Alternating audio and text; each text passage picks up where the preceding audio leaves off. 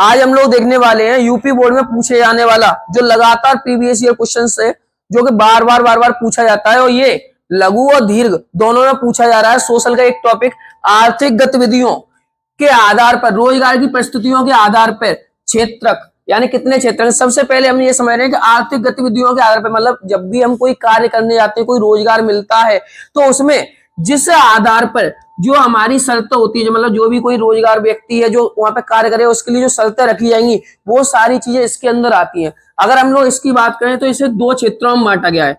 एक तो है संगठित क्षेत्र और दूसरा है असंगठित क्षेत्र।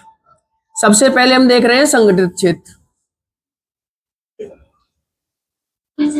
अब देखिए, संगठित क्षेत्र की बात की जाए तो संगठित क्षेत्रक, अब इसके अंदर क्या है, सबसे पहली बात, जो ये संगठित क्षेत्रक होगा, इसके अंदर जो ये संगठित क्षेत्र होगा ये पंजीकृत होगा सरकार के द्वारा, यानी सरकार के द्वारा ये जो संस्था होगी वो मान्यता प्राप्त होगी। सरकार ने इसको मान्यता दे रखी है कि एक अर्ध सरकारी संस्था है। अर्ध सरकारी संस्था का मतलब ये है कि है तो प्राइवेट लेकिन है सरकार के द्वारा उसके नियमों का पालन करने वाली, तो सरकार द्वारा पंजीकृत होती है। साथ ही साथ ये जो संगठित क्षेत्र है इसे हम एक उद्यम अथवा कार्यस्थान भी कह सकते हैं। मतलब एक ऐसा उद्यम या एक ऐसा कार्यस्थान जहां पर लोगों को रोजगार मिले उसे हम कहते हैं उद्यम, यहाँ पे कहते हैं कार्यस्थान, और इसी को हम कहते हैं संगठित क्षेत्र। अब इसकी और क्या विशेषता है, रोजगार की अवधि, यानी जो भी हम कार्य करेंगे उसकी एक अवधि होगी। अवधि का मतलब एक समय होगा फिक्स कि हमारा पहले डिसाइड कर दिया गया 1 साल के लिए, 2 साल के लिए, 3 साल के लिए, मतलब समय पहले से ही फिक्स होगा। साथ ही साथ सुनिश्चित काम, सुनिश्चित काम का मतलब ये है कि हमको बता दिया जाएगा हमको ये कार्य करना है। जैसे हम किसी भी कंपनी में लगे हुए और हमको वहां पे काम है टाइपिंग का, तो हम केवल टाइपिंग वाले वर्क करेंगे। ऐसा नहीं टाइपिंग का कार्य हमसे कह रहे हैं कि झाड़ू लगाओ, ऐसा नहीं हो सकता। हमारे कार्य पहले से फिक्स है कि हमको करना क्या है।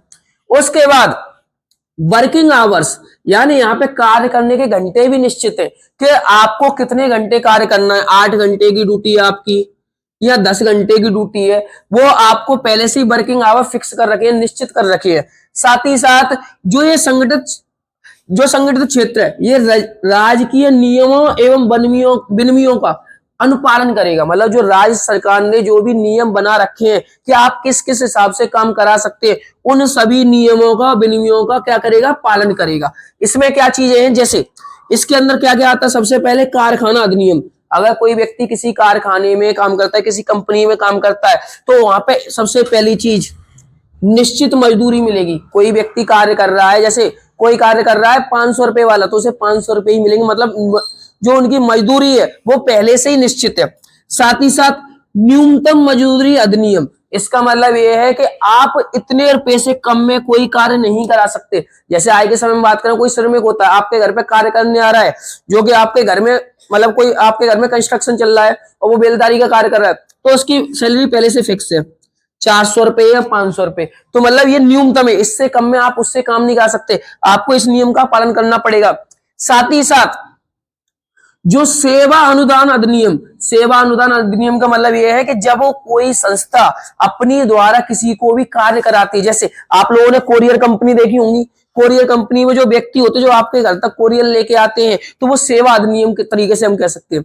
साथ ही साथ जो दुकानें हैं वेरीफाइड, वहां पे मतलब कोई मॉल वगैरह खुला हुआ है एक तरीके से बड़ी सी दुकान, तो उसे भी अपने नियमों का पालन करना पड़ेगा। जो जो उससे रिलेटेड नियम है सरकार ने बना रखे, राज्य सरकार, उन सभी को बनाना, उनको पालन करना ही पड़ेगा।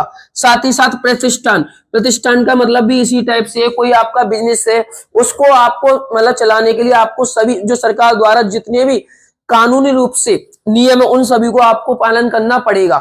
आगे अगर हम लोग बात करें संगठित क्षेत्र में, अगर आप किसी से एक्स्ट्रा वर्क कराते हैं, मतलब इसी नियम की बात चल रही है कि अगर आप किसी से अतिरिक्त कार्य कराते हैं, जैसे उसके समय निश्चित है 8 घंटे, आप उससे 12 घंटे काम ले रहे हैं, तो आपको इसके लिए एक्स्ट्रा वेतन भी देना पड़ेगा, यानी अतिरिक्त वेतन देना पड़ेगा आपको।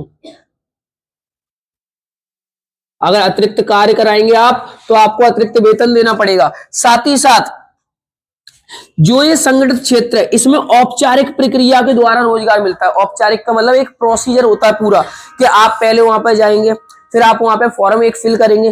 फॉर्म फिल करने के बाद फिर आपको कह दिया जाएगा हम आपको बता देंगे, फिर वो आपको फोन करके बुलाएंगे। उसके बाद जब आप नौकरी के लिए कंफर्म हो जाओगे, फिर आपके लिए आपका अकाउंट होना चाहिए। अकाउंट के साथ साथ आपकी सैलरी उसी अकाउंट में जाएगी। साथ ही साथ कुछ सैलरी के अतिरिक्त भी आपको कुछ मिलने वाला है वहां पे, मतलब जैसे लोगों के इंश्योरेंस करा दिए जाते हैं हेल्थ से रिलेटेड, कि अगर आपको कोई दिक्कत हो तो वो आप उसका बीमे का फायदा उठा पाए। साथ ही साथ जो यहाँ पर बात की जा रही है संगठित क्षेत्र में, यहाँ पे रोजगार निश्चित होता है। मतलब अगर आपने किसी को फिक्स कर लिया कि आप 1 साल के लिए रहने वाले हो, तो आप उससे पहले आप उसे हटा नहीं सकते, और उठाओगे भी तो उससे पहले आपको उसे इन्फॉर्म करना पड़ेगा लगभग 6 महीने पहले या 3 महीने पहले कि हम आपको हटाने वाले, आप कहीं दूसरी जगह पे अपनी जगह देख लीजिए। साथ ही साथ सेवानिवृत्ति का मतलब भी वही है कि अगर आप कहीं पर ड्राइविंग का कार्य कर रहे हैं तो आप वहां पे एक सेवा दे रहे हैं, आप कहीं पर टीचिंग का कार्य करते हो आप वहां पे सेवा दे रहे हैं, जिसे हम तृतीय क्षेत्र के अंदर ले जाते हैं। मतलब ऐसा डिपार्टमेंट जहां पे सेवा हो, जैसे बस है वो हमको सेवा देती है, तो ये कौन सा क्षेत्र हमारा? तृतीय क्षेत्र। आगे देखते हैं असंगठित क्षेत्र। अब असंगठित क्षेत्र क्या है पहले इसे समझते हैं।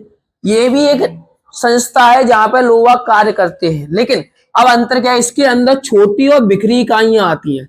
मतलब इसके अंदर जो संस्थाएं आएंगी वो बहुत ही छोटी छोटी आएंगी, और साथ ही साथ आगे क्या कहा जा रहा है कि ये जो होंगी वो सरकार द्वारा मान्यता प्राप्त नहीं होंगी, यानी सरकार द्वारा पंजीकृत ये नहीं होंगी। जो भी ये संस्थाएं होंगी वो सरकार के द्वारा पंजीकृत नहीं होंगी। साथ ही साथ यहाँ पर नियम और विनियम होते जरूर हैं, लेकिन इनका कोई पालन नहीं होता है। अगली बात, यहां पर जो रोजगार मिलता है वो अनियमित रूप से मिलता है। अनियमित का मतलब है कि 4 दिन काम है, 6 दिन काम नहीं है, 2 दिन काम है फिर काम नहीं है।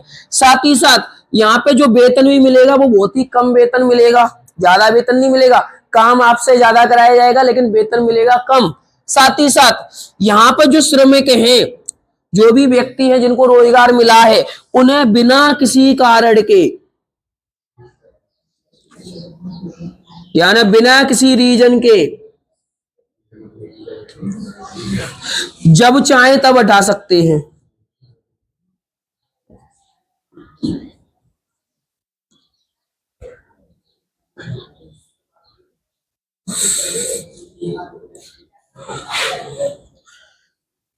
जब हमने संगठित पढ़ा था तो उसमें देखा था कि बिना किसी कारण के आपको कभी नहीं उठाया जाएगा, और जो आपका समय फिक्स है उससे पहले आपको हटाया नहीं जा सकता।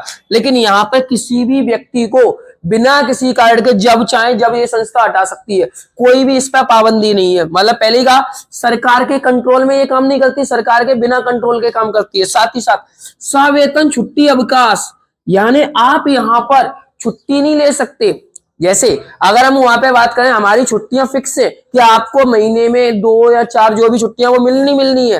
और साथ ही साथ अगर आप कोई बीमार हो जाते हो, आपको कोई परेशानी है, तो आप छुट्टी ले सकते हो, आपकी सैलरी नहीं कटेगी। लेकिन आप यहाँ पे कोई भी छुट्टी नहीं ले सकते। अगर आप बीमार भी हैं तो भी आपको काम पे जाना पड़ेगा। अगर आप काम पे नहीं जाते तो यहाँ तो आपकी सैलरी कट या फिर आपकी नौकरी खत्म। अगली बात, यहाँ पर रोजगार जो होगा वो निश्चित नहीं है। हो सकता है कल ही आपको हटा दिया जाए, और हो सकता है तो 6 महीने तक रहो। तो मतलब रोजगार जो है वो निश्चित नहीं है, समय अवधि निश्चित नहीं है, जब चाहे तब हो सकता है आपके साथ। आज आप रोजगार व्यक्ति हैं, कल बेरोजगार हो सकते हैं। हैगा पूरा।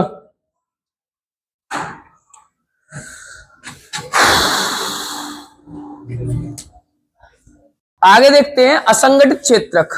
अब असंगठित क्षेत्र क्या है पहले इसे समझते हैं। ये भी एक संस्था है जहां पर लोग कार्य करते हैं, लेकिन अब अंतर क्या है, इसके अंदर छोटी और बिखरी इकाइयां आती हैं। मतलब इसके अंदर जो संस्थाएं आएंगी वो बहुत ही छोटी छोटी आएंगी, और साथ ही साथ आगे क्या कहा जा रहा है कि ये जो होंगी वो सरकार द्वारा मान्यता प्राप्त नहीं होंगी, यानी सरकार द्वारा पंजीकृत ये नहीं होंगी। जो भी ये संस्थाएं होंगी वो सरकार के द्वारा पंजीकृत नहीं होंगी। साथ ही साथ यहाँ पर नियम और विनियम होते जरूर हैं, लेकिन इनका कोई पालन नहीं होता है।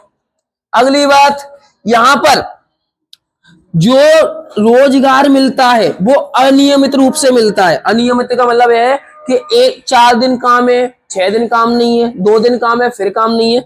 साथ ही साथ यहाँ पे जो वेतन भी मिलेगा वो बहुत ही कम वेतन मिलेगा, ज्यादा वेतन नहीं मिलेगा। काम आपसे ज्यादा कराया जाएगा लेकिन वेतन मिलेगा कम। साथ ही साथ यहाँ पर जो श्रमिक हैं, जो भी व्यक्ति हैं जिनको रोजगार मिला है, उन्हें बिना किसी कारण के, यानी बिना किसी रीजन के जब चाहे तब हटा सकते हैं।